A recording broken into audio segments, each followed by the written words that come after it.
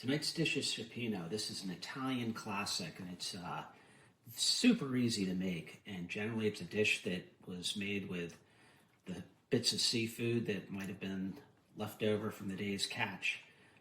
Typically, shrimp, a white fish such as a cod or halibut, mussels, clams. Those are most traditional.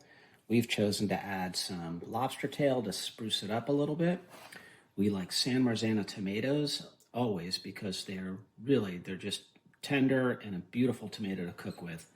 The seafood, you can actually find, if you look, you can find organic, responsibly raised. This is a rope cultured mussels, organic vegetables, a zucchini. We have fresh herbs from our garden.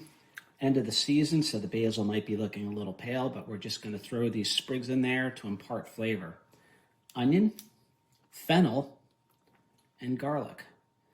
And for tonight's, we're using our Broth Master bone broth to add a lot of great nutrition to the meal. Our adult children are joining us tonight, and they like a little additional texture in their meal.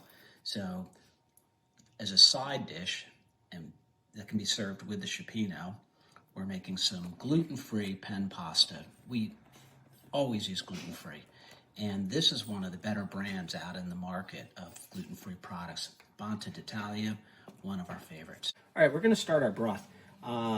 Typically the recipe calls for some seafood broth, but again, we're using a bone broth instead, and we're leaving the shells on the shrimp, the clams, the mussels, we're leaving the shells on the lobster tail. So we're going to count on that to impart that beautiful seafood flavor and give us our seafood broth.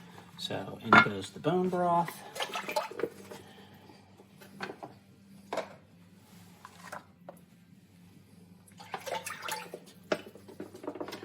In goes the San Marzano tomatoes.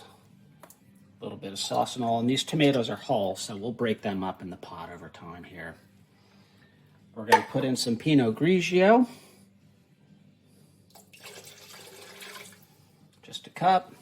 And then we're going to put in a little red pepper, crushed red pepper to put a little heat in it, and we're going to start warming this up. So sometimes your fish might actually have some skin on it. We've removed the skin from the fish as we're starting the broth and just put the skin in there. I will remove the skin, but I'm just trying to capture as much flavor as possible.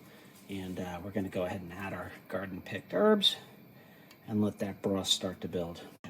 Okay, once we get a low boil, we're going to add our chopped fennel, garlic, and onion, and we're going to let that simmer. Cut. After you add the fennel, garlic, and onions, put in zucchini. This is an optional. Zucchini's not actually traditional Cioppino, but we like to get a little green in there. Add is the white fish, and for our case here, it's the cod, because that's actually going to cook and flake apart in the dish, which we want. We're also going to add the shrimp, and we're leaving the shells on. We pulled the legs off because we don't want the legs floating around, but we left the shells on because the shells will impart flavor to the broth. This is so cool that he can create. After the fish and the shrimp have been added, we are going to add the clams. We've got cherry stones here, nice large cherry stones. The shell will impart all kinds of flavor into the broth, and we love clams, great lean protein. We pre-soak the clams in cool water with a tablespoon of flour, and that actually helps the clams, induces the clams to spit out any sand that didn't get out of the cleaning plant. But they are coming in right after the clams. Imagine if I did that. While our Cioppino is simmering, we're going to prepare the lobster tails for grilling. For the grilling, we're going to split the shells down the back. We're going to make a marinade, if you will, of garlic, Kerrygold butter. We prefer butter from grass-fed cows because it's higher in omega-3s. A little bit of parsley and some chives, which will be taken from fresh-grown scallions from our garden. The toothpicks are going to be used to keep the lobster tail from curling. All right, we split the lobster tails, got the skewer in them. We're going to grill them backside down for about 5 to 6 minutes Then we'll pull them off, put the basting inside of them, and we'll grill them another 5 to 6 minutes this side up. After 6 minutes backside down, we bring them in.